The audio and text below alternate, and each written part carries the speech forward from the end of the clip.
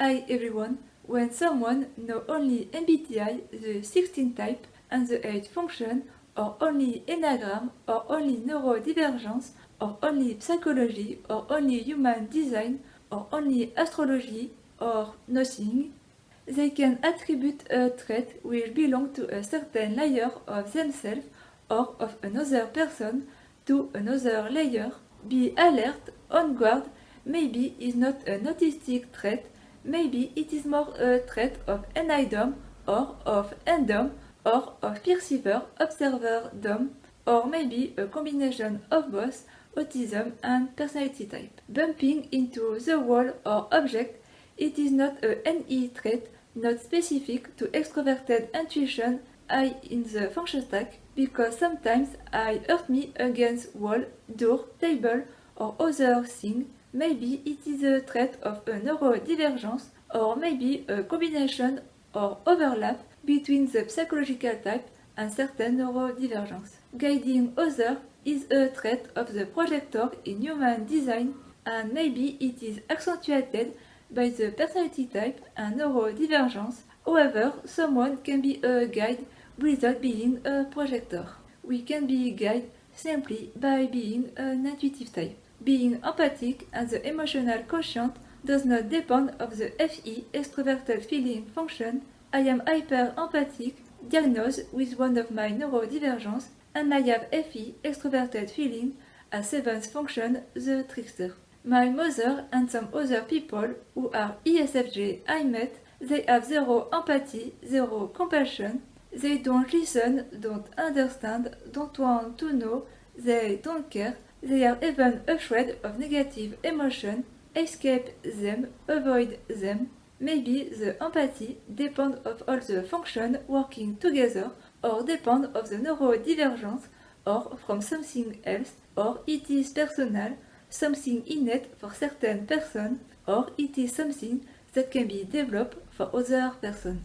We can make generality about gender, men and women, whereas it depends of the personality type of the functioning. Most of the traits don't depend of the gender. For example, an INTJ woman can be able to fix and repair everything at home like an ISTJ or ESTJ, and an ESFJ man not able to fix correctly a little thing in their home. Not all TIDOM are smart, not all NIDOM are psychic, not all SIDOM are disciplined, not all SIDOM like sport, not all FIDOM are emotional or kind, not all FIDOM are social, not all TIDOM are overworker, not all NIDOM are friendly, not all INTJ are achiever, some have no ambition, not all INFJ are kind and helpful, certain are horrible and disrespectful, not all ESTJ bulldoze people,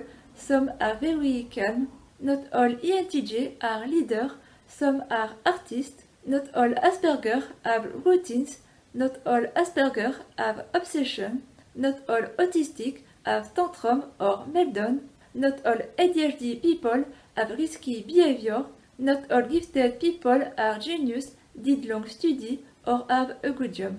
A person who don't know MBTI, the cognitive function, could attribute a personality type trait to a neurological condition.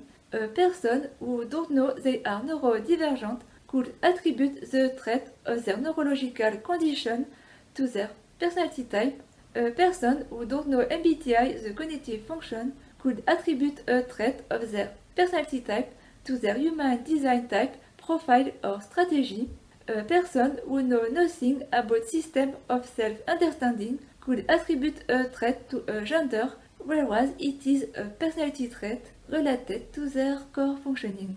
I think certain traits belong to a certain layer of our personality functioning. Certain traits are the result of many traits together.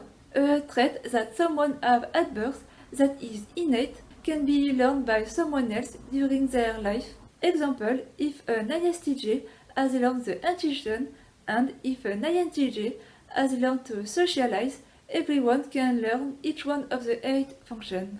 A person may have a gift for drawing or music since they are child.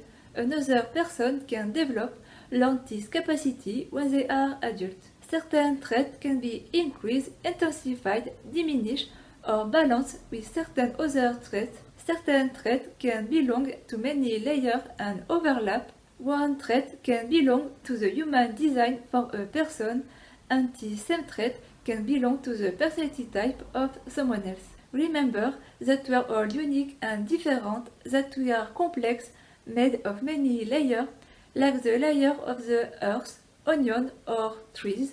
We are different on a certain layer, and we can be similar on another layer. For example, when two people have the same DNA type but have a different personality type, or when two persons have the same personality type have a different DNA type. Our personality traits are tendencies, preferences, patterns of behavior related to our natural functioning or related to the conditioning of society, parents and people. For our improvement and well-being, we have to let go certain traits and take more, keep certain others. For example, let go the bad trait of our Enneagram, or to let go the trait of our South Node and take more the trait of our North Node in astrology and human design.